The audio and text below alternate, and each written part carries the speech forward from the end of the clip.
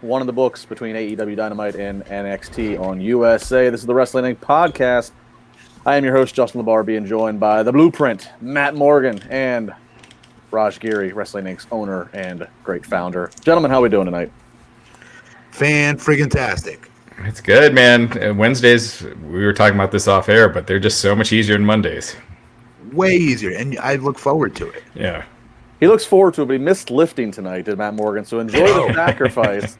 You missed lifting. I got to work out with my thumb on the remote because for the first half hour of AEW, their live sound mix was terrible. Sound is up and down. I didn't know that what was a very good transition there, by the way. I'm a professional, Matt. Thank you. It was all over the place, nuts.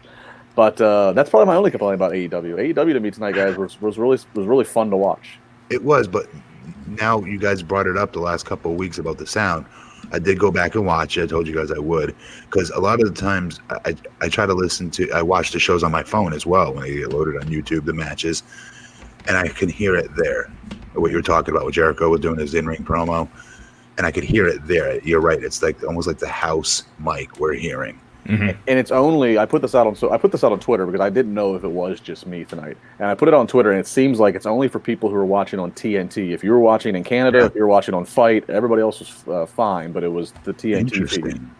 And actually, for me, real quick, not to make a big thing of this, the time that it was the worst for me was on something that was taped. That Dark Order promo, that vignette, that actually I thought to me had that was the hardest thing to gauge the sound. And I'm like, that's a pre-tape. That's not even live sound mixing. That's something you should already have in the can, levels already done with. So it must be a TNT issue. For me, the sound was only bad during the first match, and it got fixed towards the end of the match. But it was awful during that. It took you out of it. As they're going to the ring, all of a sudden the volume would just drop. It would stay dropped, then all of a sudden it'd be super loud. It was.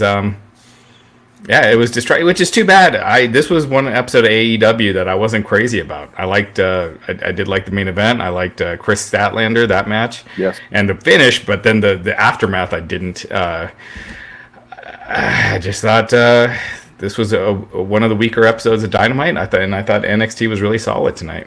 Yeah, NXT is always going to be solid. You know what I mean? I always feel we know what we're going to get with that.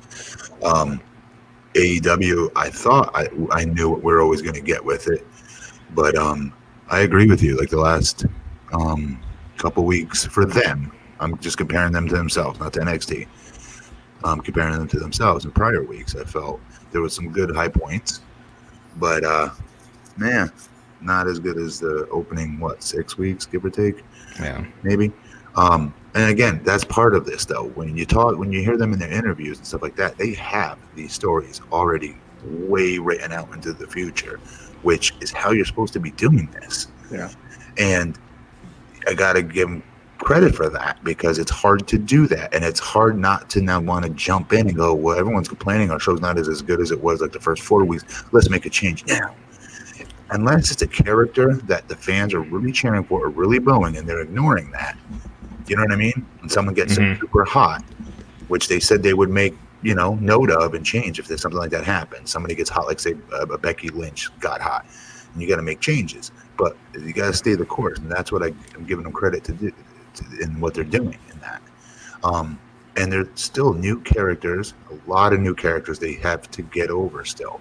So we've got to go through these parts right now where we're learning some of these talents that we're not maybe so wild and crazy about at the moment, but maybe we will, because we're seeing like Dark Order. I hated Dark Order with such a passion. I could not stand it, and I'm gonna be honest, those friggin' vignettes won me over. I'm very intrigued. I'm super intrigued by their vignettes, and like the entire gimmick itself in a way. Well, good news, Matt. Do you think I was going to say, we'll get to it. Matt has his choice of Colts that he can pick in AEW, so there's 3 Colts right now. NXT was consistent and always is consistent, but I did find myself, I thought AEW was more unpredictable, and I found myself tonight, yes, it was going more in AEW because I was like, I don't know what's happening next. But yes. All right, we'll go segment by segment to both. Let's start off with AEW. Let me be clear, AEW is better tonight, I thought. Okay. So we kick it off. They're in Champaign, Illinois, and we kick it off with a 6-man tag match. Dustin Rhodes teaming up with the Young Bucks. Dustin Rhodes to Donnie the Young Bucks attire up against Sammy Guevara, Santana, and Ortiz. Guys, this is just action all over the place.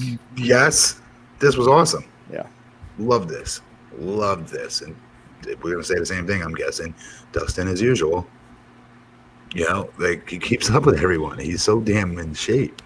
And you can tell he's having fun. He just looks like he's having fun. Yes, he's definitely having fun. Yeah, I hope they have a replay of this week with the audio issues fixed, because I want to go back and rewatch it, because it was, again, the audio issues were for the majority of this match. It was really distracting, but it looked like a great match, and I think it'll be even better with all the elements working as one. I feel like I'm not a good show. I'm not a host. What am I? What am I on the show? You're an analyst. Analyst? Yeah, analyst. What am I? Okay, so I don't feel like I'm a good analyst then, because I feel like I'm like a 9-year-old that watches this show, because I don't notice the sound. I swear to God, I'm not just saying this being a homer for them. I'm being honest. I don't really notice the sound stuff. I had to go back and specifically listen for it after we did this episode covering last week's AEW, and then I was able to kind of pick it up more because I was looking for it. So I think it's one of those deals. If you're looking for it, you're going to find it, or if you're like me who has ADD and you just want to see, ooh, flippy do. Ooh, backflip. Ooh. Well, Matt, to be fair to you, because I've missed it in some of the past weeks when people complain about it. But on those weeks I missed it, the usual common goal was my son and daughter, the kids were around, or the wife's talking to me. I actually locked myself in a room tonight by myself, so I had full attention. So that's true. My kid is in there with me. Yeah, I don't know. Yeah. But man, Dustin looks amazing, and the Young Bucks, as always, and the Inner Circle, they're bringing it. I still don't like them losing yet, since the group is so new. But it was the match itself. You could tell was really good. It was I watched some of it on mute until the audio was fixed. What do y'all think of Sammy Guevara? Do you not think he's gonna continues to grow? He's so young. He continues to grow, mature. He is going to be able to write his own check. He seems like he's getting it, He's not just someone that's thrown out there and is just doing what he's always done. He's picking it up with his character. I think he's got all the tools. And that's the biggest thing. His character has gotten big enough. He's gotten such. He projects to the end of the arena. It makes me look past the fact that he looks like a little kid. Yeah. Shredded little. No, yeah. I mean, he's in shape, but I can look past that because his character's gotten big. Yeah. But he's not scared to engage with the fans. He's not. He goes a little overboard sometimes, but again, you have to do that because he's still figuring it out as we're watching it. We're watching his growth, but he's not scared. A lot of these guys that wrestle that way, they're not terrified, but they forget the fans are there a lot of the time, and they don't engage those fans unless it's a move they hit, and then they play to them. Versus in between the moves, which Sammy is doing. Yeah, that's a good observation. So, and I like Santana and Ortiz being unhinged and just kind of. I didn't think I'd like them. I freaking love them now. Yeah, they're great. They've got great personality. So yes, they do, right? Yeah, they do. I mean, I also watch the other shows online too, so I see a little bit of them on there too. I'm being the Elite. They took over. The Inner Circle took over their episode this past week, and I liked it better than being the Elite. They're hilarious. I'll have to check that out. Those two especially, they're hilarious. So Dustin and the Bucks ultimately win by a pinfall. So a good feel-good opener here. A lot of action to keep up with. We'll compare it to what they were up against with NXT when we get to NXT later on here. Moving on, next match we get Trent along with Chuck Taylor and Orange Cassidy up against Phoenix. Another entertaining match. I love the fact that as they do, they keep showing shots of Orange Cassidy and his reactions or lack thereof to what's going on. Pretty fun match here overall. Phoenix gets the win, which I think is the right move. This was good. I was fine with this. This is the problem I always have with WWE. They're just doing 50-50. You have Pentagon Phoenix winning one week and Trent winning the next, and they're just going back and forth with these guys. It's the same problem that WWE has had forever. Wouldn't we be annoyed though if the freaking Lucha Brothers took another L here? Yeah, that would be worse for sure. Would not be losing at all. But maybe keep them apart for a few weeks. Have them face, enhancement talents or something else. Keep them apart so they're just not constantly wrestling each other, and then it doesn't matter who wins or loses. Anyway, that was the match itself was fine, but it just didn't matter who wins. Well, we segue from that to Cody coming out for a promo, and this is one of the best promos I've ever heard Cody cut in his career, obviously including WWE as well. He what I loved about this, he just used such logic. This could have been so easily done hokey in WWE or anywhere else, but I like the fact, he was very blunt about what he's saying about MJF. He's talking about MJF and listing all the knocks that people might have about MJF, saying he knew MJF's a bad guy, but he was his bad guy. It was his little prick, basically, to groom. Yes. I like the fact that he acknowledged, my wife Brandy's out here doing crazy stuff. In WWE, they probably would have ignored the fact that Brandy's doing this crazy gimmick, but they're married. A lot of things here. And taking off all the expensive accessories. This was a really captivating. And I obviously we can sense, Matt, they're going to make us wait. They're going to really make us wait until we finally get to see MJF get us comeuppance with Cody. 3 months they got, I believe, 2 to 3 months, I believe, before the pay-per-view. Anyways, dude, world beater promo again. And I would also argue his last in-ring promo he did where he talked about, remember, setup versus Jericho. That was a tough promo to be, too. He's been cutting nothing but home run promos since he's been there. He's a completely different person. He's every bit of a main event talent and then some. But I do love the fact that they're not insulting our intelligence. I think that scores big points a lot with a lot of our fans and a lot of those WWE fans that are disenfranchised. I'm not trying to make a WWE AEW thing, but sometimes, the two, obviously, they're pro wrestling shows. Of course, they're going to intersect, so we do need to talk about the two competing at times. And this is one of them, because they do insult your intelligence. And I've been in the room with Vince. We came up with my stuttering character. I keep going back to that. And him verbatim telling me, when I'm like, 6 months ago, sir, I wasn't stuttering on TV. What do we say? Like, what's the backstory? That's the only question I have. And there is none. You don't think they're going to notice that I didn't stutter just with Brock Lesnar, Team Lesnar, just 6 months ago, 8 months ago? I tell them what to think. Yeah. So that's the logic, okay? Versus, Cody and whomever coming up with, what, we're going to do something different here, and let's play it straight the entire time. Which, by the way, if you gave me that promo, I don't know if I could have done that. That was a very tough thing he had to get through. Explain a little bit of Brandy and get that away. Explain a lot about MJF and get that away. It makes sense. That wasn't easy to do, man.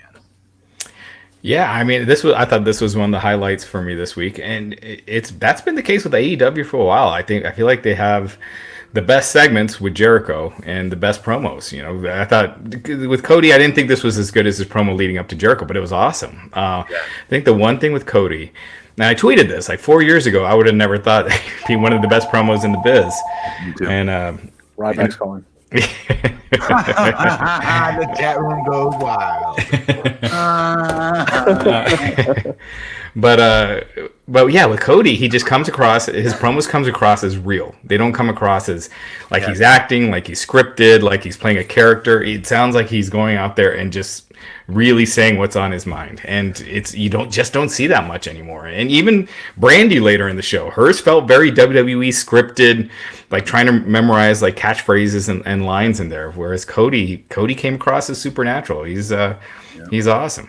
Yeah. And Cody, he has to take that real approach because it's like, he's the Triple H of this in the sense of he's the exec in charge. So it's like you just got to be real. You just got to own it. You got to own. You can't hide the fact that Brandy's doing this supernatural gimmick that she's your wife. So you just got to kind of own it. You got to own that your brother Dustin, you just have to own it, and he's owning it. And what was the other point I was going to point out that he did in the past? Oh, talking about being not a promoter, but like when his dad was a promoter and Jeff, others were promoters and wrestlers at the same time. And he went into that. Remember in that promo that built versus him and Jericho, at the beginning of that promo? Yeah. That's what he started that promo off with, if you guys remember. Again, realism. Not ignoring the elephant in the room. In fact, he's knocking these things out before they become the elephant in the room. Yes. He's like staying ahead of it. Yes, you're right. Right? Yeah, and how about that? And he gave $100 bill to a kid. How about that? Yeah, it wasn't gimmick money. That was a real $100 bill. He held it up to the screen.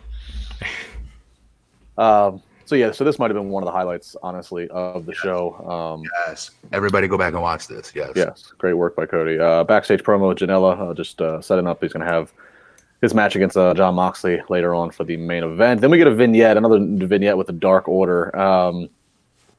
Matt, you've started to turn the tide with the Dark Order. What do you think of this one? I liked it. Yeah, I'm wanting to like it now. I think there's something to be said about that. When we do these shows, guys, we've got to be honest about that. We get things that we start to like, and then it opens us up to want to like more. And it's different than versus if you notice how we always start off Raw, right? At least how I always started off. I'm like, ugh. All right, guys, we need to make the show entertaining because Raw sucked tonight. Like that's how we start this before we start this show. Yeah. Is our episode here is going to be better than what Raw was, and that's this crappy way to want to start, but it's the truth. This is completely. It's different when you want to like something. Is my point. And if I saw this without any of those pre-tapes, any of those vignettes, and all that other stuff, and I just saw this, yes, I wouldn't have been crazy about it. So I got to judge it that way, I guess. I didn't. I liked the last 2 weeks, the Dark Order stuff. This week, it felt like a really corny to me. Like it was like the cheesy version of The Walking Dead with all them, crawling on the guy at the end. Yeah. I just thought this one was corny, and I just don't. Some of the vignettes are cool. I didn't think tonight's was, but how are the fans going to react when they're back on TV? Do you think it's going to change? Are fans all of a sudden going to be cheering them, or are they going to get heat, or is it going to be back to that? No one cares. I think they'll care a little bit more, not much, but they still have, again, I just said it earlier, and this actually is the elephant in the room, unfortunately, and that is the guy with the mask. What's his name? Evil Uno. Thank you, Evil Uno. Unfortunately, he just doesn't look like a major league wrestler. Yeah. I thought, I'll be honest, Raj, I agree with you. This was the weakest I thought of the vignettes they've done. I actually, when I saw one of the vignettes in the past weeks and it had like a heavier set guy in it, I actually thought, is this Uno unmasked? Is it kind of like a Bray Wyatt Fiend thing? I thought that would have been a way to go to kind of like give this Uno character some more depth. But yeah, tonight's felt cheesy. Tonight's felt like Raj, or both of you help me out. Kevin Sullivan bringing the guy out of the ocean. Or Hulk Hogan in the Dungeon of Doom where the water was hot. Yeah, that's what tonight felt like, honestly. What am I thinking of with Sullivan and the ocean? What was that? Do you remember? With Sid Vicious? Is that the one? And Vader. They're at the beach. The wind's blowing, and some creature comes out of the water. And was that the creature, or was that where they're trying to blow Sting's boat? No, you're conflating two of them. You're getting two things make Chris. This is pre WCW. This was a terrible. I know what you're talking about, Raj. Yeah. Colonel Parker was on your video. Yeah. Yeah, it was Sid and Vader walking on the beach, and they blew up Sting's boat. Sting and Bulldog were in there. Right. Wasn't that a Baywatch episode? It might have well been. I think it was. No, they were doing a cross thing with Baywatch back then. And then they had the Slim Jim ring post. I think it was the Shark. Wasn't it John Tenta? No, I think this was not Dungeon of Doom. I think this was Sullivan pre WCW. This was in one of the territories. Okay. I think. Yeah, I was gonna say I don't remember that. Well, somebody will YouTube and send it to us. Yeah. All right. So Dark Order. We'll see what happens next. Nyla Rose up in action up against Leva Bates. What it should be. Nyla Rose getting a pretty dominant win here. Very good, featuring the right talent in the women's division. This was good. A little interesting note after the match, Nyla Rose continues to beat up on Bates, and then eventually Shayna comes out, get more powerbomb on her, and then eventually Rose ends up powerbombing the ref, and they cut to Britt Baker, who was Britt's ringside, and kind of basically doing the same thing she did as she was watching her boyfriend Adam Cole at War Games. She's ringside, kind of stunned. I don't know if that was intentionally supposed to be a play off of that, or if this is just a coincidence, but. But yeah, so there's that. Raj, did you catch that? Did you pick up anything of like were they? There's no money in that. I don't know, but I'm just wondering like if it was like an inside joke or parody. Like it literally was like the exact same shot of her. Like Easter egg, boy. Nobody cares. Who cares? Easter egg. What are you talking about? Yeah, they were parodying the NXT thing. Yeah. Okay, I'm just seeing if hang on, guys, hang on. I can contain myself. Hang on. Who cares? Listen, Matt, just because you're not wearing the Wrestling Inc. Mandatory uniform with Wrestling Inc. and Under Armour hat, don't be salty and start. No, I'm going to be salty. I don't get jack squat from these guys. They get free hookups from everybody. All their sponsors. They got cool T-shirts. I get nothing. You're too big. You don't have your size. I just was fat shamed on the air, folks. You all heard it. Hashtag, you could cut it off. Or... Hashtag get mad at shirt. But yeah, that was one. There were a couple of shots at WWE tonight, but that was one they were parroting Britt Baker being in the audience and Morrow having to acknowledge her. So it was cute. Was it everything you thought it would be? And they said that's Adam Cole's girlfriend, right? Yeah. So they referred to as Britt Baker. So I thought that was funny. There ain't no money in it. Yeah. There's no money in Easter egg boy, too. I don't even know what that means, by the way. You're always looking for Easter eggs. And does this really mean this? You are reaching. You're reaching now. That was just a straight up match, Justin. Nothing. No. You're reaching. All right. Go into another great promo of the night. Chris Jericho comes out in Champaign, Illinois, with a little bit of the bubbly. More entertaining stuff here. You can't turn it off. He's got Jake Hager, of course, standing guard with him. And he starts to say that he has a list. The crowd pops like crazy. And then he says, calm down. It's not 2016. And he unveils the lexicon of Le Champion. And he does what Jericho could do. He goes through a list of people that he will never face. Moxley is repeatedly in there. Young Buck, Father Buck, Sister Buck, Uncle Buck. It's on and on. Go check it out. Watch it. This was a great playoff of an old friggin' hit for him. One of his first hits, really. Right? Yeah. Dean Malenko storyline, remember? Well, yeah, it's a play. I mean, it's a play. The list of 1,004 moves. Then it goes into the list in WWE. I mean, he's made a running. He's made a running gag without breaking intellectual property laws.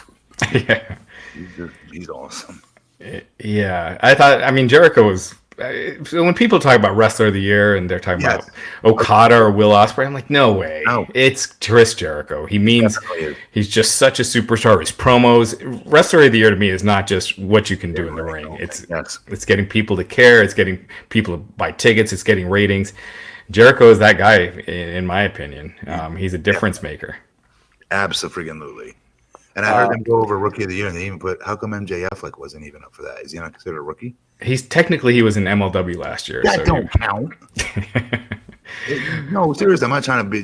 And I know what you mean. Like, where does should a rookie indie experience count? That means you're experienced and not a rookie anymore, even though.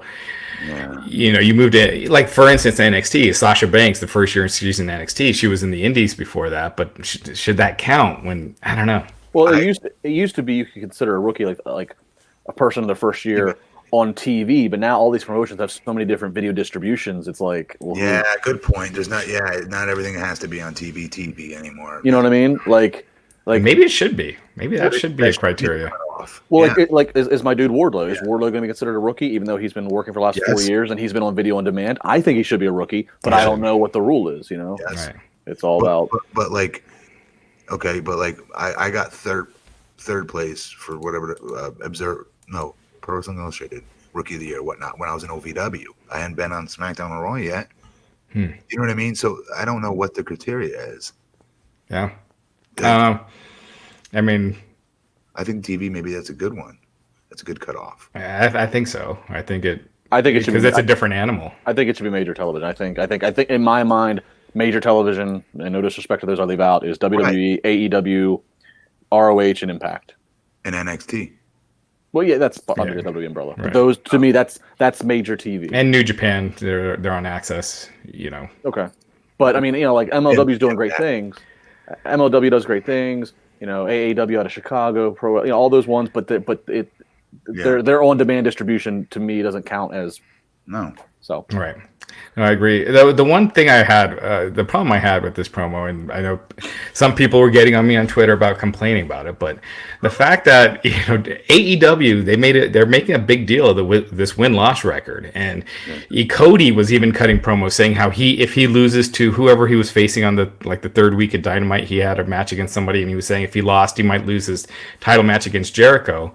And then tonight Jericho gets to name whoever he wants, and he named someone who hasn't won a singles match yet. That's a good point. No, that's a great point. Yeah, I mean, if you're trying to make these win-loss records mean something, it should be based on that, especially if they're going to be resetting soon.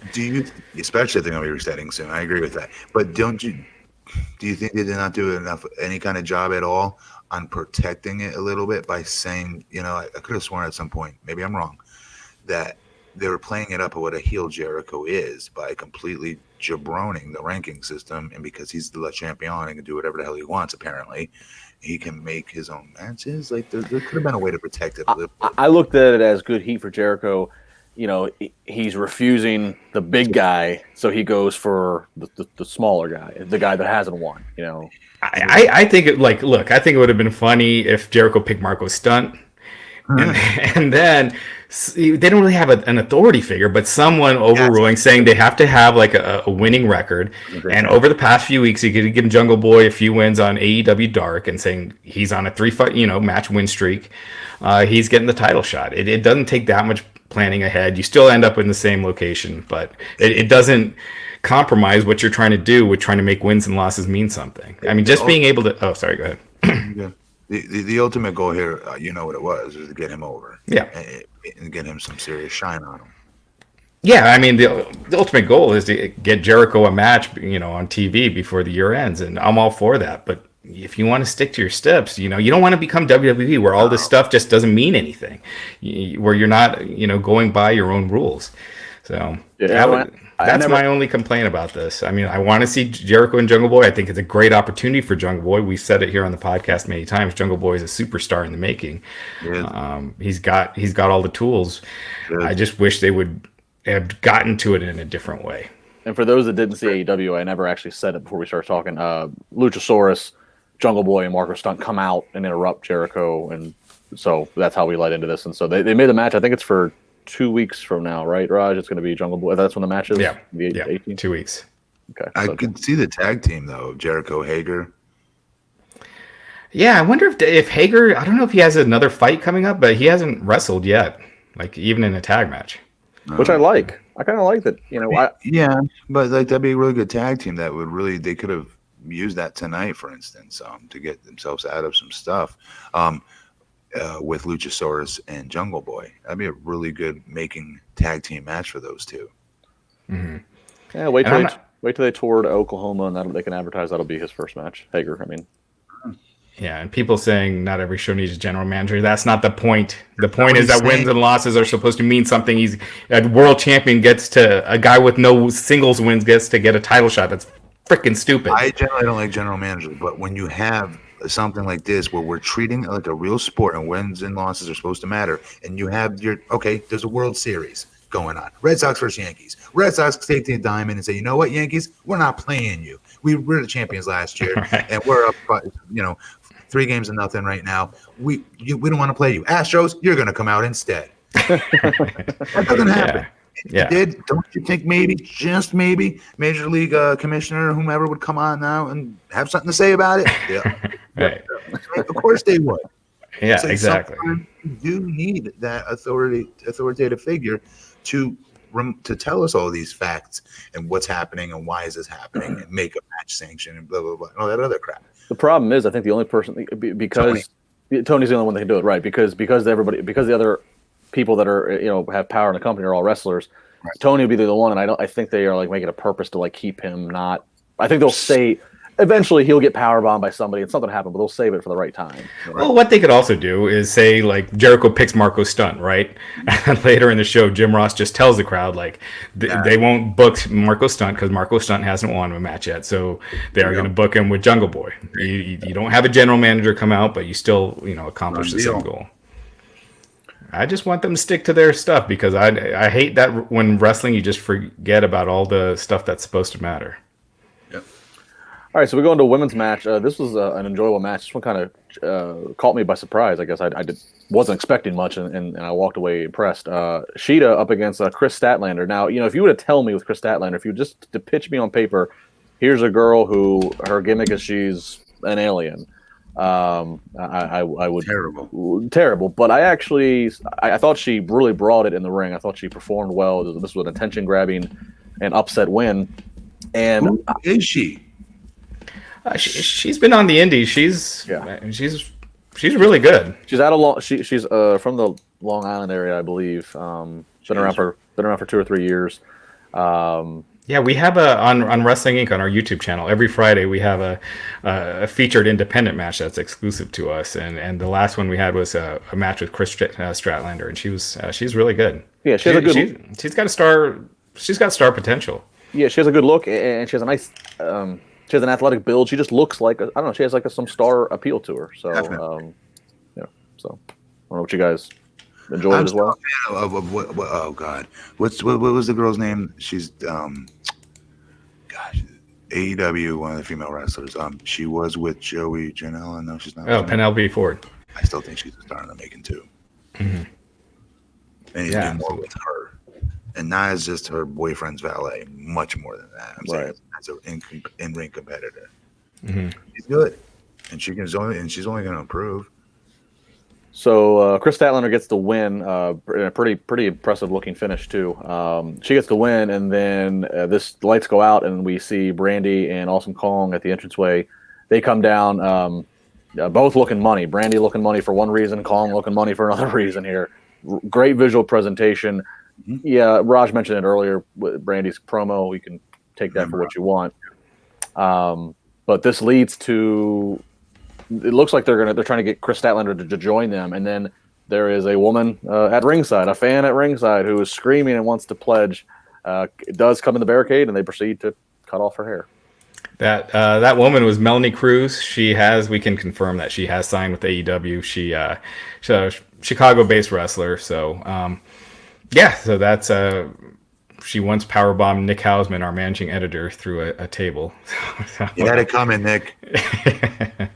But I mean, Brandy. Oh my God, she looked amazing tonight. I mean, you want to talk about looking like a star? I think of almost anyone on this show, she has the look. I did not like her promo, and I don't like this whole this Nightmare Collective thing. I think Awesome Kong is way more effective as just Kong, not doing the horror movie stuff, not doing the voodoo stuff, just Kong being Kong, face to face with Nyla Rose or Aja Kong. I don't know whatever happened with that, but just we're gonna get there. They're gonna get there. Yeah, but I feel like with all this cult stuff that they're doing now. Why do you guys see? I don't see these two as a cult.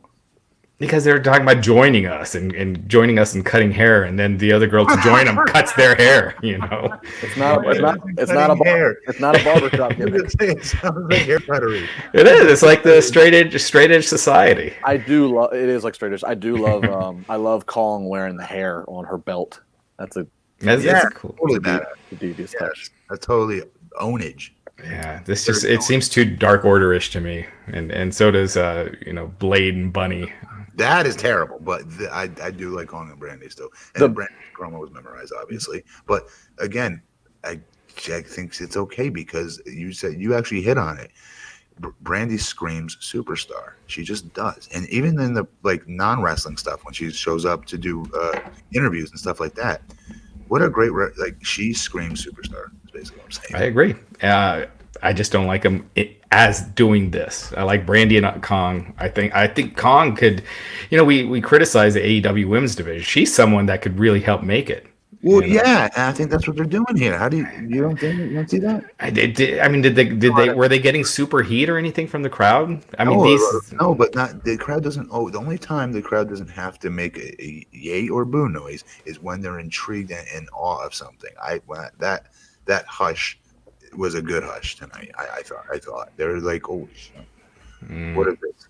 It's intrigue.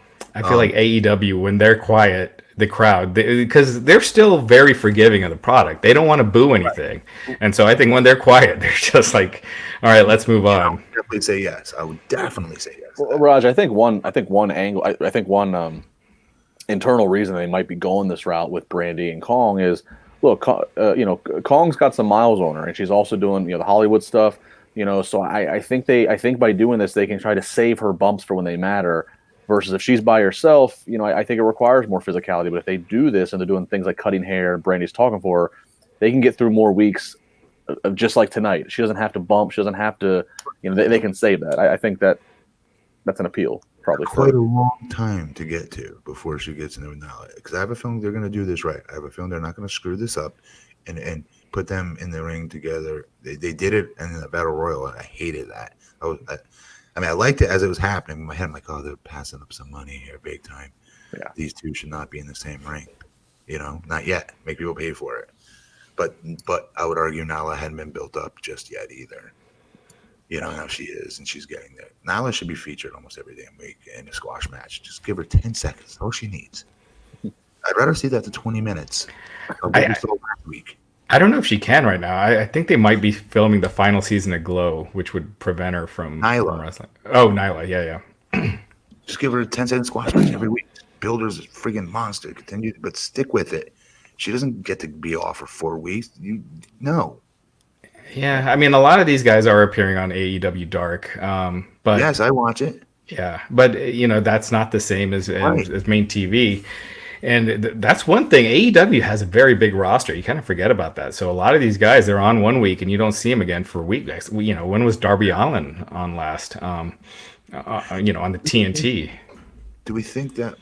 That's interesting. And Kip Sabian, he wrestled Kenny Omega on AEW Dark. That's going to be on next week's AEW Dark. And I'm very interested to see how that plays out. What you just brought up. You know what I mean? There's only 2 hours a week on. We're talking TV, not dark. Mm-hmm. And there'll be times where not every talent could get on. That's the way it used to be, though, back in. Mm-hmm. Yeah. It helps. It keeps talent fresh too. It's almost like you should do that with the dark, the top guys more. You have Jericho on a lot. Omega's not on hardly that, hardly at all. Maybe have one show focus more on Omega, give Jericho a break, and then one show focused on Moxley, and kind of rotate the top guys off. Well, and what's real interesting about having as many people as we're talking about that, we're not seeing regularly on Dynamite is, WWE goes to that where there's a lot of people you don't see feature on TV weekly, but WWE keeps that full of a roster because they have the live event schedule. So they need to have people to fill out 2, sometimes 3 live events simultaneously. AEW is not doing non-TV live events, and I don't think they plan to do that. So that is interesting that they're carrying such a deep roster out the gate. And, unless TNT's told them, hey, if you guys do good this first year, we're going to give you a second show. We're going to give you your SmackDown. Unless that's a plan in the next year, they are carrying a heavy load. Mm-hmm. All right, so we go through that with Kong and cutting off hair. We come back from the break. This was easily, between both shows, the worst match of the night, and it pains me to say this because I'm a big Pentagon Jr. fan of the character and the appearance and everything, but Christopher Daniels versus Pentagon Jr., this was just all sides of ass backwards sloppy. I don't know. Good, Raj.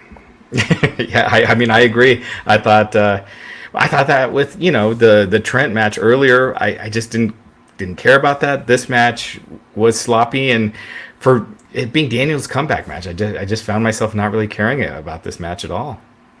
Maybe I need to rewatch it. What were they missing things that I missed? Well, this isn't the only thing. Daniels blew the spot on the outside trying to do the CI moonsault, what have you. When I just watched it, and Matt, go back and let me know later, it just seemed like timing and everything, they were just way off. Everything just seemed, and it pains me to say, but Pentagon Jr. just felt like he's moving at half speed at some of the match. He probably needed to, because Daniels is, Daniels not a young guy, and he's coming back after months from an injury. So. And Pentagon should be working up top. The entire, he's so damn good. Him and his brother Bo should be the featured tag team with, you can argue them are Bugs. But, they should be closing the show down for crying out loud. Yeah. I don't know. Yeah, I agree. They shouldn't be feuding with the best friends. And that's no disrespect to the best friends, but I feel like they should be higher up. The best friends, we don't know what are they? What's the difference between them and anyone else in that arena? Two, one dude and his boy went to go watch the show. What is the difference between them? Mm-hmm. Yeah. Trent's nasty in the ring and looks like another Bugs. Don't get me wrong. Chuck, not so much. Yeah, I think Trent also he needs a different name or something, because he's just Trent right now. And not Trent Beretta? No. Just I don't know why. I don't know if it's a trademark issue or something, but he's just Trent. He's really good. He is really good, but I think he could be decent as a singles act. I think he needs to stop doing these tag teams, and it holds him. I think it holds him back a little bit. And he seems like a creative guy. He just does. Mm-hmm. You're gonna have more creativity when you can only rely on yourself and you don't have anything to play off of, and it makes you develop faster, I think. Yeah, Michael McFarland pointing out that Daniels is shaking off rust and needs to be opening Hour on Dark until he's back. I agree. I think, do some matches on Dark and get that ring rust off for sure. So Pentagon gets the win. This with a little bit of help from Phoenix coming out with a distraction. Pentagon ultimately wins with a low blow.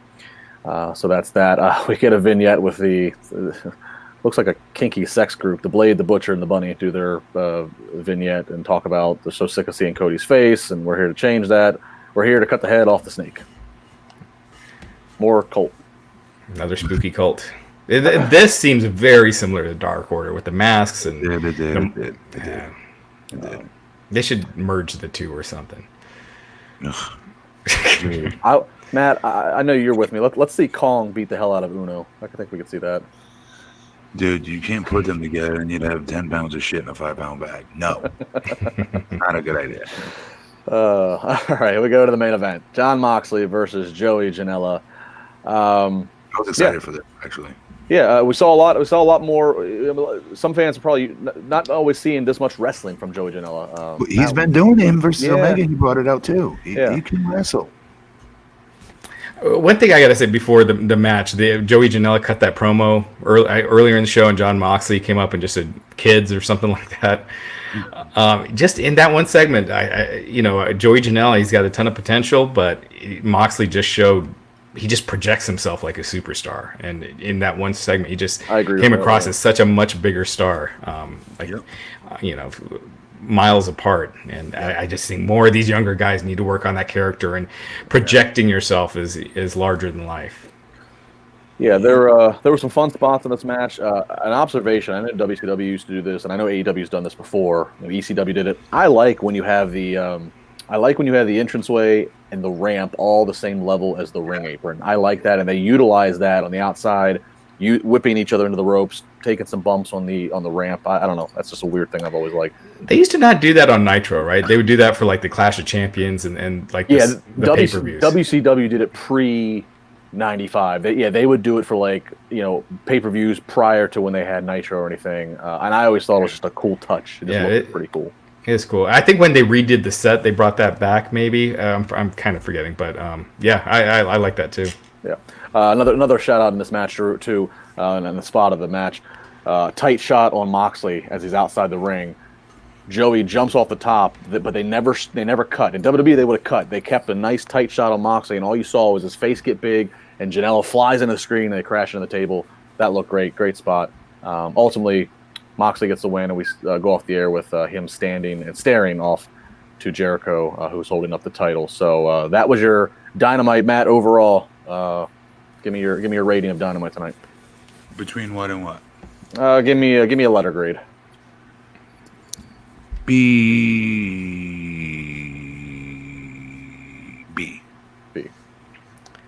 I'll say for Dynamite, I'll give it a C plus. But overall, I'd give it compared to the other wrestling I watched during the week, I'd give it a solid B. Yeah, I'm right there with you. I'm right there with probably a B minus. But it was enjoyable. Of course, we'll wait to see. They've been beat the last 2 weeks, mind you, by NXT. So we'll see what happens. So let's move over to NXT. Oh wait, at the end, Chris Jericho came. They had kind of a little stare down. I said that. Oh, you did? Yeah. Sorry. But I love how they build their world title matches because that has a big match feel already. And that's going to be, that's going to be big. It's going to be like Cody and Jericho with that build. Mm-hmm. These guys know what they're doing. Moxley and Jericho are super pros and they're big stars, and it felt big. Yeah, it did. All right, so let's go over to NXT. Coming to you, of course, from Full Sail University, the NXT Arena. And we kick it off after showing some video highlights and Mauro Ranallo giving us a stand-up. Mauro's back. It's the first time we've seen him since TakeOver. Of course, we don't need to rehash. He's been gone. Corey Graves tweeted something, whatever. We got it. You got it. All right. Killian Dane comes to the ring with a mic. He was going to face Damian Priest. Priest is injured, so he wants to fight somebody. Out comes Pete Dunne. We get Pete Dunne versus Killian Dane, and this, mind you, this is going up head to head against the crazy 6-man tag open on AEW. That 6-man tag's high flying, a lot of fun. I will say though, for those that haven't seen this match, if you're more of a wrestling purist, if you like story, if you really like aiming for body parts, if you like creative finishes, this Pete Dunne Killian Dane match delivers in all those things. It's Matt, it's not aiming for body parts. It's working. Working. Come on, dude. You work. I thought you work on the indies, brother. No, I've said brother. I've said working before. All right. But I mean, the finish here very creative. Matt, what do you think overall? If it wasn't competing against that other match, I would have paid closer attention. I'm just going to be honest with everybody. My eyes were not on this match. It wasn't. I was watching it. I was watching it side by side. I was kind of surprised that NXT opened with this, just because they are coming off of winning 2 weeks in a row. I would have thought they would have started with Adam Cole or Matt Riddle or Keith Lee or Finn Balor, just getting the show off, just from a ratings perspective, putting your bigger stars out there. But yeah, I'm kind of with you, Matt. This match was good, but during this match you had the Young Bucks match going on at the same time, and I was definitely paying more attention to that. Whereas Killian Dane and Pete Dunne, I know Pete Dunne got a title match at Survivor Series and everything, but it's not like they're two of the two legit main event performers yet. Right. That's it. So Killian Dane ends up getting the win. The finish was Pete Dunne had a sleeper hold on Dane, and they were up on the second rope. And then basically Dane passes out, but he passes out, and so he falls backwards, crushing Pete Dunne. 1, 2, 3 victory. So Dane gets the victory in the rec books, but Pete Dunne certainly still gets walks away with a lot here. So I like the finish here. Finish was creative. Kathy Kelly backstage talking to Dakota Kai. Dakota Kai plans on taking Rhea Ripley out tonight, just like she did that hood rat Mia Yim. So got to mention when they say hood rat. Mm-hmm. We get the Undisputed Era in the ring. Adam Cole just basically talking about and recapping the month of November, saying it was a November to remember for Adam Cole in the Undisputed Era.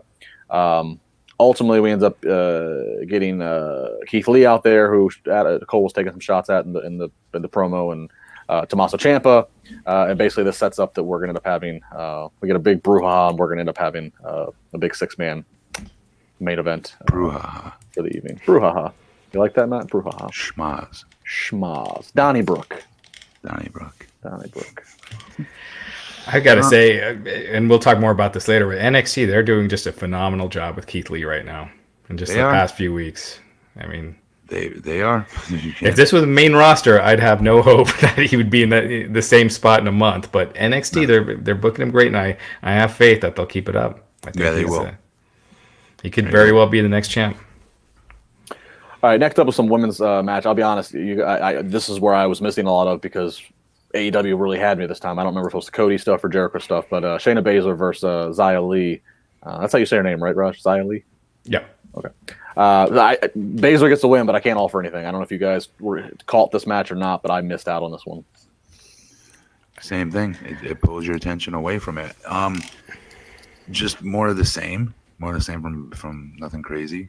From Baszler. I'm not a fan of it either, though, to be fair. Shayna Baszler? Yeah. I mean, we've talked about it before. I think they did a great job with her for the Survivor Series and stuff. I just don't see Shayna at that level. I think Xia Li has a ton of potential. She has improved a lot, and I thought she looked good here. But I mean, it was what it was. It was a showcase for Shayna for now. Yeah. Raj, have we talked about it on this podcast that apparently Vince was not happy with Baszler and the end of the Survivor Series match, the women's match at the end of Survivor Series? Have we talked about that? I don't think so. No. What is that?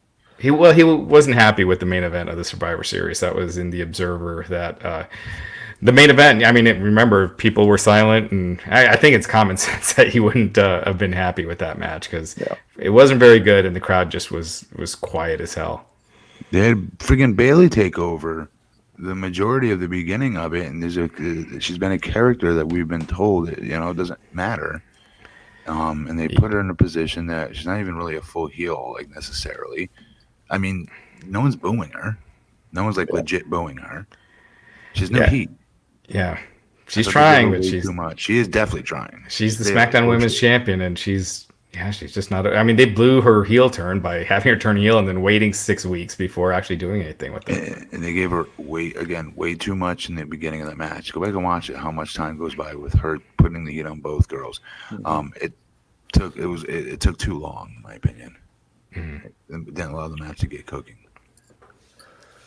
So moving on, we got some tag team action. We got the Forgotten Sons of Wesley Blake and Steve Cutler, and they went up against Leon Ruff and Adrian Alanis. Who? Apparently, they're two enhancement talents from Evolve. Is what was. That's actually what we have here on Wrestling Inc. So I'm trusting our website, Raj. Yep. Okay. That's cool. No, hey, I'm usually normally a huge fan of enhancement matches like this. Yeah. You know. Yeah, Forgotten Sons get the win, as you would expect. Wesley Blake has been there forever. He has. When he was in the tag team with Buddy Murphy. And they were a good tag team, by the way. They were. With what's her name as their manager? Alexa Bliss was their manager. Yep.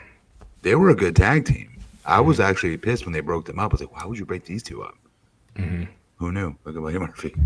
Someone's pointing out that Leon Ruff is one half of the Evolve Tag Team Champions. So that's awesome. Up next, we got Dakota Kai up against Rhea Ripley, or so we think. Excuse me.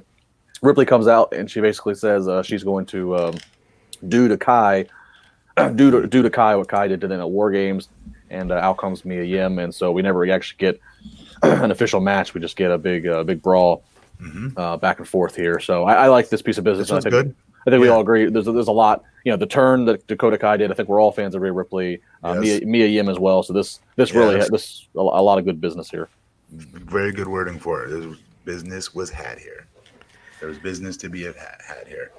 Yeah, I was worried that they were going to just beat Dakota Kai right off the bat, right after she just had a big heel turn, and so I was relieved because that is something you see on the main roster a lot. Someone turns heel. When someone turns heel or babyface, it's like they get a fresh coat of paint. And to just beat him right away just kind of negates all that. So I like that she didn't get beaten here, and they continue the storyline. I thought this was well booked. Yeah, and that's a good point, Raj. You're right. They oftentimes just rush right into killing whatever heat somebody would have had. Jumping the fence here from heel to face or face to heel. So we move on. Again, they're still doing interviews. We're building, of course. They're going to have the Undisputed Era again against Ciampa, Keith Lee, and Dominik Dijakovic. This is actually when they officially announced that Dijakovic's joining the match, and that is what the 6-man tag's going to be. So actually, I jumped the gun earlier. Sorry. So we get the next match we got is Cassius Ohno up against Matt Riddle, and I'll be honest. Before that, they aired that vignette for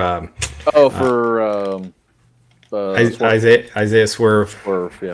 Scott. I like NXT has an advantage over AEW in this regard, in that they don't have to bring so many people in at one time. And so when they are bringing in people, or Swerve has wrestled before, but he is someone kind of new, and they have that advantage of not having so many new people on that kind of drowns everybody out. And Raj, he's Shane Strickland, right? Is that who he is?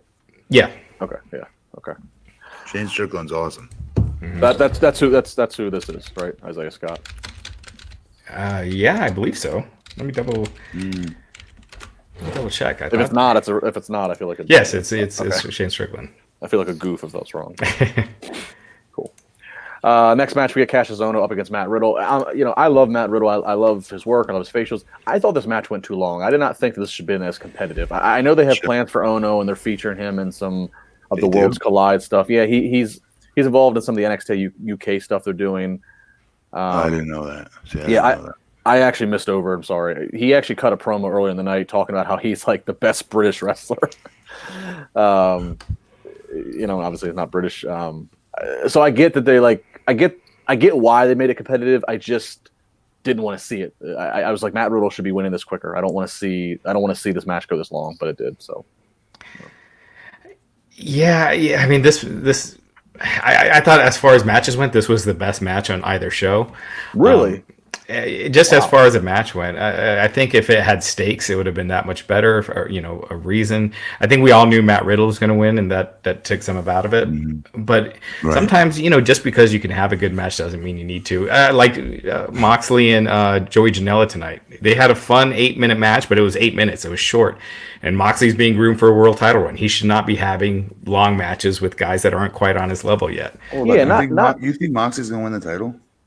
He's gonna be in a world title feud. I don't know if he's gonna win the title, but yeah. But he's gonna be facing Jericho at some point. But Raj, to your comments, like unpredictable is good, surprises are good, but I always remind wrestling fans of this: predictable is okay as long as it's logical. Yeah. If it's logical, it's fine to be predictable.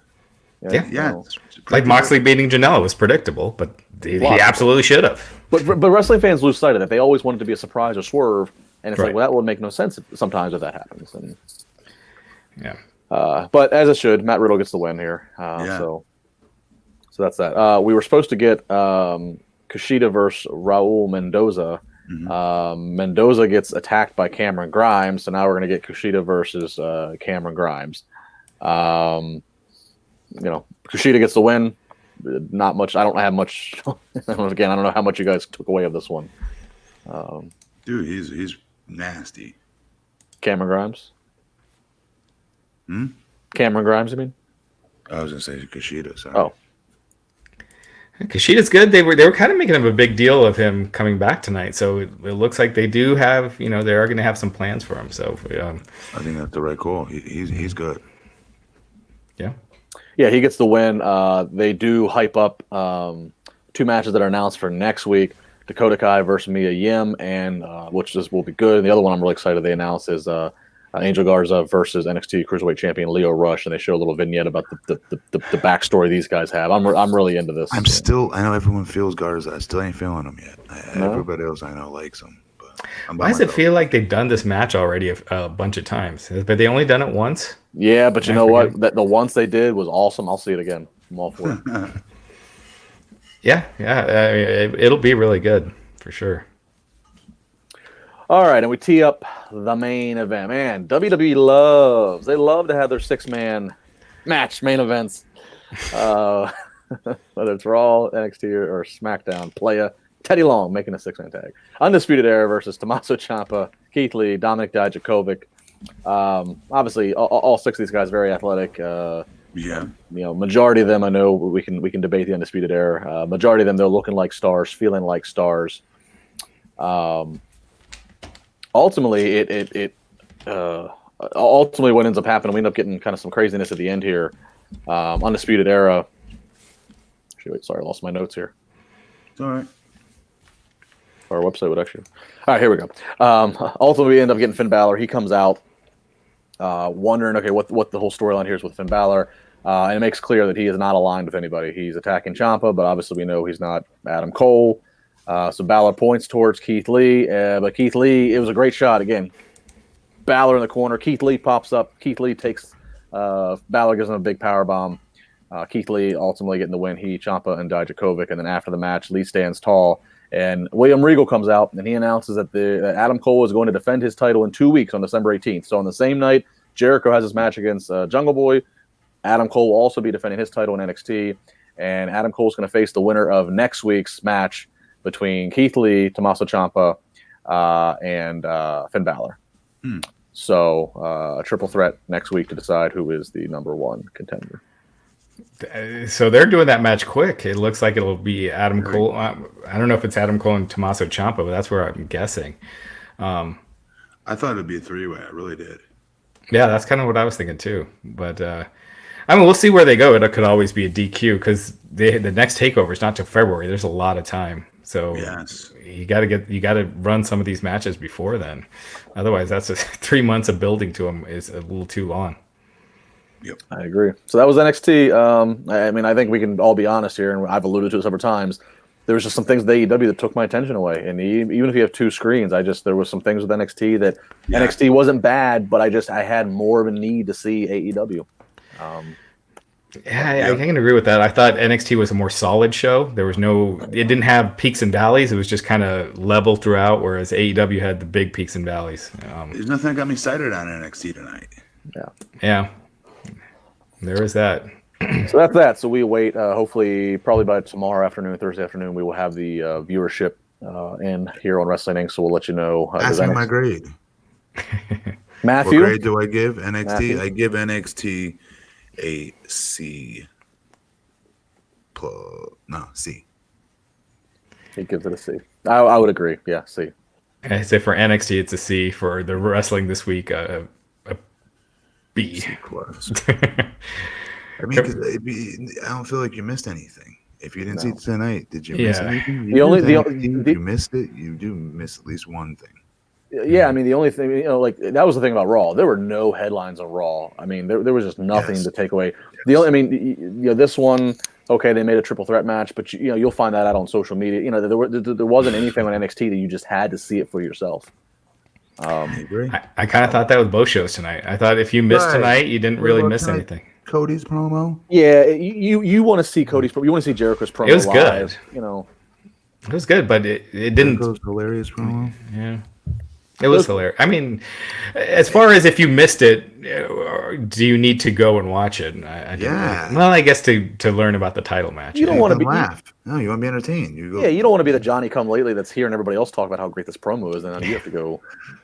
To be clear, when I tell people go back and watch it, it's not it's not just about within the context of the show. It's them being entertained. Watch it. What I think people will be entertained by. Yeah. But real quick, I just lost my train of thought. Never mind. All right, let's get to some of these other news items real quick. Here we go. He's back. It's official. It's like the worst kept secret in wrestling. John Morrison's back with WWE. Oh my God, I'm so happy for him. It was reported on WWE Backstage that John Morrison, 39 years old, but doesn't look it, headed back to WWE. We do not know at the moment which brand he will be appearing on, whether it's Raw, SmackDown, or NXT. Matt, you're excited about this, right? Yeah, he's a good guy, great guy. He went out and did things on his own, got himself, a little bit more over. One would argue he's gotten better, but he's a huge film nerd. He loves film, like filming crap and making cuts and making movies and this and that. He loves that stuff. Even when we were over AEW, he was the same way. He'd always be the one that'd be able to hold the camera for us and do our promos and stuff like that and watch them back. And he'd always want us to do more. He's like a natural director, I swear to God. Like, he really loves that crap, the art side of this stuff. So for him to take the time off that he has, the 8 years from WWE, he's been able to go fulfill all of that kind of stuff while also still being able to wrestle. And it seems like he must be in a very good place to be going back there. Raj, it's been 8 years. The WWE landscape has changed a lot. Now you have Raw, you have SmackDown on Fox, you have NXT, you have 205 Live. Where does John Morrison make the most sense for WWE to put him? Honestly, I would prefer to see him in NXT. That's where I could see him making the most impact. That's where I could see him in the world title picture. I don't see them putting him in the world title picture on Raw or SmackDown. I mean, they might. They should. I thought that last time he was there. Dude, he had him the and look. AJ would tear that freaking place down. Yeah. Could you imagine? I'm not the biggest fan. Could you imagine John Morrison versus Ricochet? The things that they would challenge each other to do athletically. It looked like a parkour contest, but yeah, it really would. I mean, I'm not super crazy on all the Ricochet's a superhero thing, but the dude is freaky athletic. Yeah, he's great. I hope it's NXT, but I have a feeling it'll probably be Raw. I feel like they need more. But Ricochet is on Raw. I feel like it's too similar. I think you need to put Morrison on SmackDown. Yeah, you could do that too. And plus, that's a very athletic sport kind of presentation as John Morrison if you're on Fox. Mm-hmm. What's he making? Money-wise? Yeah, does it say? No. But I mean, for the fact that he's, as you said, Matt, I mean, the fact that he's deciding at 39 to come back to WWE, I mean, it must be a pretty good deal, I mean, they're giving $500,000 to. We've talked about they're giving $500,000 to some people who you're like, really? Yeah. So from what I heard too, it was always for Morrison. It was always between WWE and Impact. AEW was never. He was never considering it. Wonder why? Yeah. Does he have heat with any of them? Maybe. I don't know. That's interesting. Yeah. All right. Other bit of news you can check out on WWE Backstage this past week. Ryan Satin reported and confirming that Samoa Joe is going to stay on Raw commentary until he's cleared for in-ring action. Now, Joe's been replacing Dio Madden, who was attacked by Brock Lesnar weeks ago. So Madden had been selling the Lesnar attack. They talk about how Dio Madden has aspirations of becoming a superstar, and he's going to the Performance Center. So this obviously tells me, I mean, this tells me they just weren't happy with Madden in the spot. He wasn't quite hacking it, and Joe's also very good at it. I mean, I don't think they really gave him much of an opportunity for what it's worth. How many reps did he really get? He never commentated with these guys. He did a few shots on 205 Live, and I agree. To throw him out on Raw, it was nuts to me. But he physically, when he stood up next to Brock, I'm like, damn, he's a big dude. Well, he does not look like. He's a former NFL player. Well, that's what I'm saying. He looks like a star, though. He looks like a wrestler. That's what I'm saying. He could have started training or could have had the aspiration to be a wrestler at any point. The fact that that's what they're saying now, to me, tells me it's just they're out to not bury him. But I agree. He didn't have a lot of reps, but I just think they're like, this guy is not ready for it. So rather than saying that, this is like their cheap out to say, oh, he's going to go be a wrestler. Yeah. You know what I mean? Do you think Joe's in-ring might be winding down? Because I'm getting a Taz feeling here where Joe has been dealing with a lot of injuries over the years, and he is great on commentary. I could see them kind of saying, hey, we want to keep you on the booth. A Taz thing coming? Well, that's what they did with Taz, right? They tried him out on commentary. He ended up being really good, and he retired. No. I look at it more like Jerry Lawler. I think Joe could still wrestle every now and again, kind of like how Lawler used to do. Every now and again, you could have Joe do a match. But I do think, I think Joe's. They need ass kickers. They need legitimate looking ass kickers. He doesn't stay healthy, Matt. That's been a problem, though. He doesn't stay healthy. The amount of injuries he's had in his run with WWE, it's been injury after injury. He hasn't wrestled at a WrestleMania yet, right? Because he's been injured every time. Correct. Honestly, Joe looks like an ass kicker, but I think his best days in WWE are behind him. We saw him have a match with Brock. It was good to see him get that kind of spot. I don't see Joe becoming a world champion. I don't see Joe having a mid-card title run. I think their use of him, the best days are behind him. So this would be a great role for him. He thrives. He sounds great on commentary. It's always going to be there for him. I don't think it's smart to fast forward on it, and I don't think he'll be there. This is just to get his injuries done, and he'll get back in the ring again. It seems like it's weird if it's just a thumb injury that they would come out and announce it on their WWE backstage that this is happening. Like they're that the company is actually kind of making this an announcement as opposed to Joe just guest commentating for a few weeks. So that's the part that kind of gets me. But we'll see. And I did correction. Joe did wrestle at this last WrestleMania. That was his first. All fair comments. Well, who knows? We don't know the full story. Maybe this is a thing where they want Joe to stay on commentary, but he doesn't want that. So we'll see how this plays out. And finally, kind of surprising here, after we talked about Raw Monday. According to Showbuzz Daily, Raw this past week was up 4.7% in viewership. They had a little bit of a spike compared to the week prior. I'm sorry. This past week did not make sense, the ratings. I'm sorry. I'm not being an AEW homer here right now either. AEW, I'm sorry. They should have picked that rating should have spiked, in my opinion. I'm shocked that it didn't with the opening of it. Do you know what I'm saying? Like, I thought that was a definite. The win. Jericho celebration? Yeah. I really thought that was going to carry over big. I did. Well, we'll see. AEW does seem like it has lost some momentum. NXT has gained some, but that was also the show after Survivor Series. And the ratings are screwy this past week, just in general. Well, it's Thanksgiving week, or last week was. This is the first kind of like back to normal week. So we'll see where the AEW and NXT ratings are tonight. I'm sure they both will be up, because it's not a holiday week. Just how much, and do they go back to their old patterns that we saw before the invasion, or has the momentum shifted? When people say that, though, it's the holidays. It's the holidays and stuff. I'm like, I watch wrestling on holidays all the time. A lot of people are traveling on that.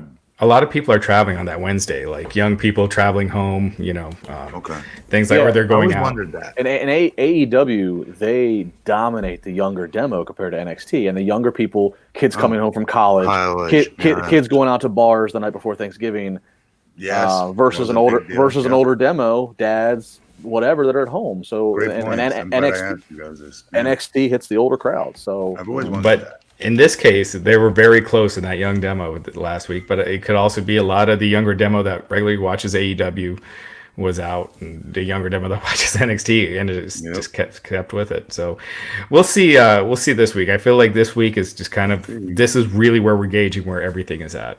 Yeah. So that's your reviews for AEW. It's your reviews for NXT. It's some top news here on Wrestling Inc. Raj, did I forget anything? I think you got it all, man. Thanks a lot. All right, Matt Morgan, give us the plug. Just you guys know where to reach me on Twitter and Instagram at BP Matt Morgan. As Glenn would say, like all my stuff. Give me lots of follows. Is that what he says? Something like that. Always asks for a follow. That's all I got. Nothing else. And Raj. Our interviews with Tito Ortiz is up. Alberto Del Rio was on today's Winkley. And yeah, we got Tony Atlas and a bunch of other stuff. Scorpio Sky dropped today. So, check those out. All right. Well, thank everybody for staying up with us and tuning in. Please download, share, give us a nice review. We'll see you. I guess everybody will see you Friday. I won't be here, but we'll talk to you Friday after SmackDown. Hashtag Pac Committed, hashtag Easter Egg Boy. We'll see you guys. I said, thank God you ain't on Friday about that.